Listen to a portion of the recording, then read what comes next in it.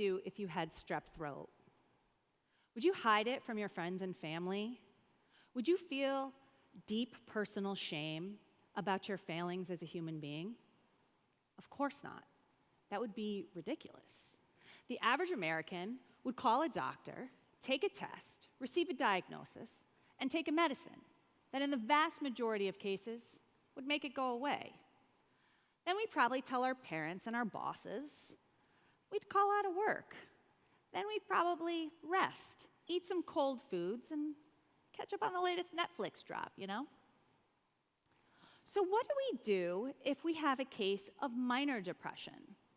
Well, what does research tell us? Research tells us that predominantly we hide it or we ignore it. According to the National Institute of Mental Health, approximately 59% of all American adolescents and 55% of all American adults do absolutely nothing about a case of major depressive disorder. Nothing. We don't call a doctor, we don't tell our friends, we don't take the necessary steps that we need to get better. We forget that our mental health is our physical health. But the problem with that is, ignoring physical health doesn't usually make it get better on its own, right? Because if you had strep throat and you ignored it, it would turn into scarlet fever. You know, that thing that killed Beth from Little Women? Untreated, scarlet fever has a 15 to 20% death rate. Yeah, thank God for medical interventions, right? Ignoring your physical health can be super dangerous. Too bad we don't remember that and feel the same way about our mental health. So sometimes instead of ignoring our mental health problems, we decide that we can fight through it on our own. We acknowledge that we have a problem, but we think if we really put our mind to it, we can make it go away by our sheer willpower alone. But that makes no sense, because when you have strep throat, you don't just imagine those little streptococcus bacteria magically melting away with our minds, right? Of course not. That's ridiculous. We seek treatment. Instead of seeking treatment, sometimes we like to, call out of work or school for a couple of days to feel better. We treat our depression by laying in a dark room all day by ourselves for hours at a time. This usually soothes our souls, right? While resting can be a super therapeutic activity, without any other medical intervention or plan, this will probably only make you feel worse, because you still have all the problems that you had before you called out, and now you have to make up all the things that you've already missed. Not to mention the fact that your fragile sense of self-worth that you feel from being depressed will feel even worse because you've fallen farther behind on your commitments. Calling out of work or school without any other intervention probably won't make you feel any better, either physically or mentally. Now let's see, what else do we do to fix our mental health? Oh yeah, we drink and take illegal drugs, right? We attempt to fix our depression by drinking a liquid depressant, or smoking a psychoactive drug that has withdrawal symptoms of restlessness, irritability, and sleep loss. Or sometimes we recreationally take unprescribed opioids and benzodiazepines that are highly addictive, and they have withdrawal symptoms of extreme feelings of self-loathing, agitation, and insomnia. This does wonders to heal our mental illness, let me just tell you.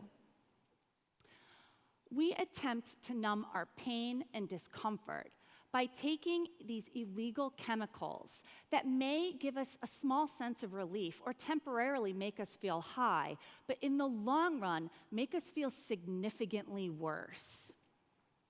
Why are we so quick to use these illegal substances and even celebrate their use with our friends? But we avoid taking prescribed medications in therapeutic doses by our doctors. I guess a Prozac party doesn't sound quite as fabulous, right? But realistically, it will make you feel happier and healthier afterward. If you had strep throat and you went on a bender with your friends, you might feel better for a minute, but in the long run, you're going to be significantly worse for wear. And the same thing happens with your mental health. Now, we aren't just using these like super ineffective coping strategies just for minor depression. We use it for every other mental illness as well.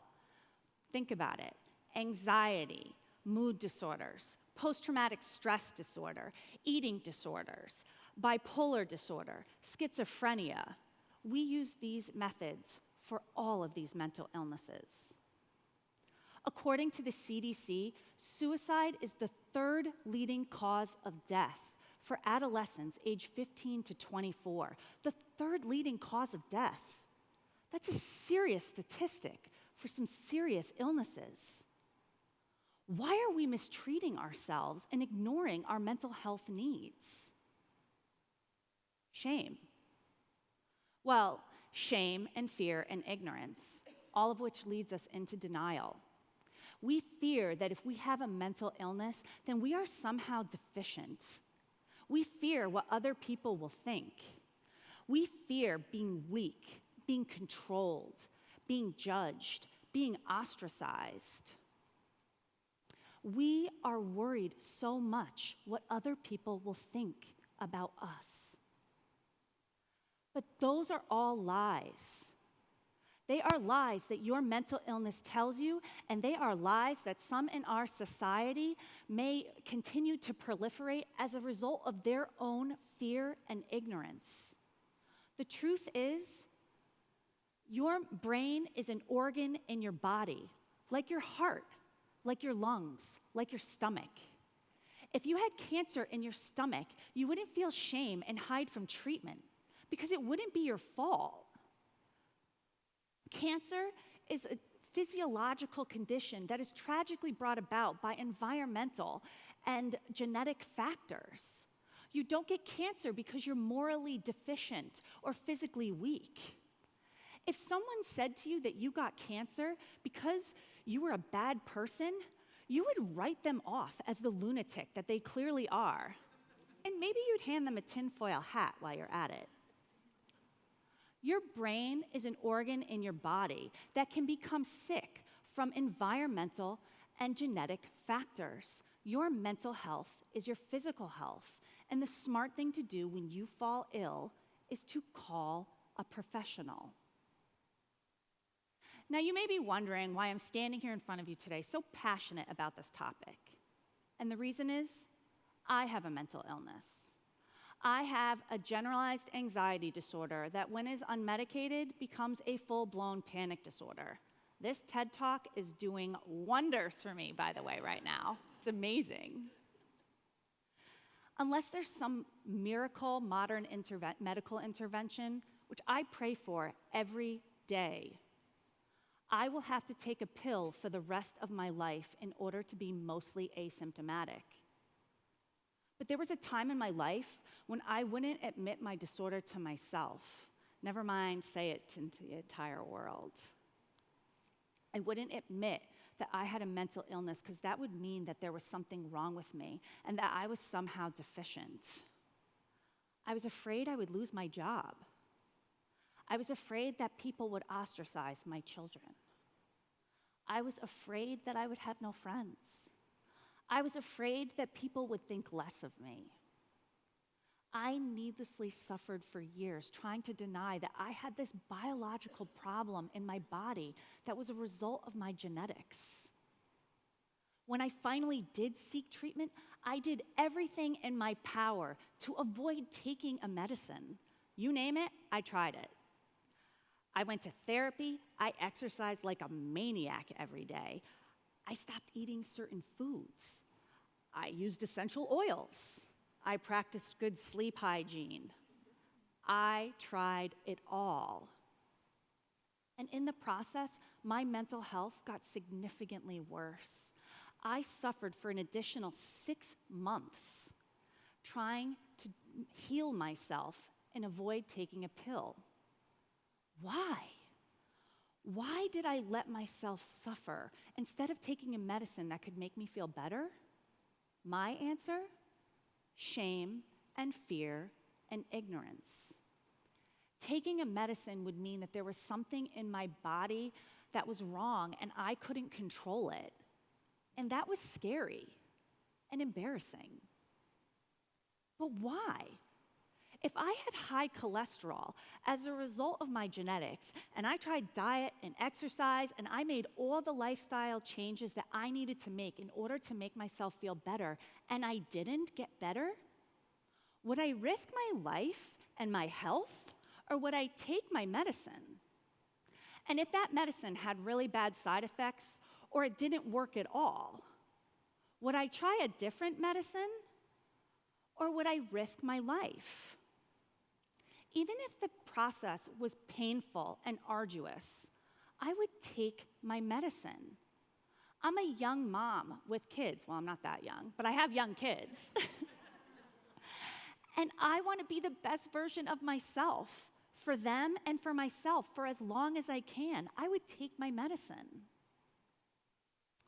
So what have I learned from my situation, and why am I standing here in front of you today? I firmly believe that we are in the middle of a mental health epidemic in America. Most of our societal problems are happening because we are getting mental health treatment wrong.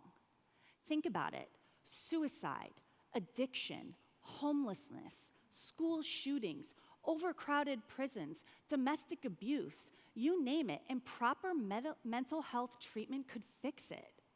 These problems are too big and too devastating for us to continue to get this wrong. So what can we do about it as a society? Every American should have a licensed mental health professional on call for them in the event that they fall ill, just like they should for a primary care doctor. Find a mental health professional that you find effective and that you trust. If you need to, get a second or third opinion, just like you would for a physical doctor. Not all doctor-patient relationships are perfect, but that doesn't mean that you shouldn't have them. You should. Be prepared and find someone that you find effective. According to the CDC, about 50% of all Americans will fall mentally ill at some point in their lifetime. 50%. If you happen to fall mentally ill, which is statistically probable, doesn't it make sense to have someone ready that you can call? Trying to fix your brain when it isn't working well is a super difficult task, let me just tell you. It's like trying to walk to the orthopedic on your broken leg. It's difficult and super painful. Be prepared and have someone ready. I wish for you the happiest and healthiest life. I hope that you don't have to go through even a fraction of what I have been through. But if you are like a majority of Americans, you may. And if that happens, I hope that you remember that your physical health is your mental health. If you had strep throat, you wouldn't hesitate to call a doctor. Forget the shame and do the same for your mental health. Thank you.